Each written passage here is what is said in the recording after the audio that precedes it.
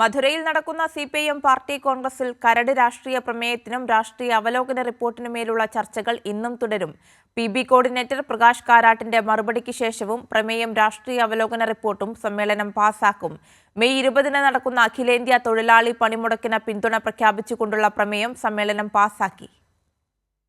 കരട് രാഷ്ട്രീയ പ്രമേയത്തിനുമേൽ 3424 ഭേദഗതികളും 84 നിർദ്ദേശങ്ങളുമാണ് കീഴ്ഘടകങ്ങൾ നേതൃത്വത്തിന് മുന്നിൽ വെച്ചിരുന്നത്. ഇതിലെ 84 ഭേദഗതികൾ കേന്ദ്ര കമ്മിറ്റി നേരത്തെ അംഗീകരിച്ചിരുന്നു.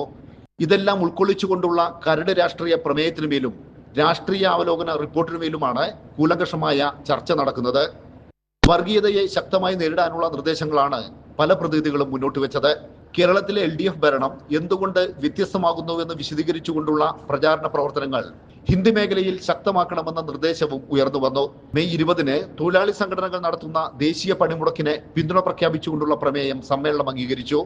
സാമുദായിക ചേരിതിരിവുണ്ടാക്കുക എന്ന ലക്ഷ്യത്തോടെ സംഘപരിവാർ നടത്തുന്ന അക്രമങ്ങളെ ചെറുക്കണമെന്ന് ആഹ്വാനം ചെയ്യുന്ന പ്രമേയവും പാർട്ടി കോൺഗ്രസിന് ഐക്യദാർഢ്യം പ്രഖ്യാപിച്ചുകൊണ്ട് 38 രാജ്യങ്ങളിലെ കമ്മ്യൂണിസ്റ്റ് പാർട്ടികൾ സന്ദേശങ്ങൾ അയച്ചു. മധുരയിൽ നിന്ന് K. രാജേന്ദ്രൻ.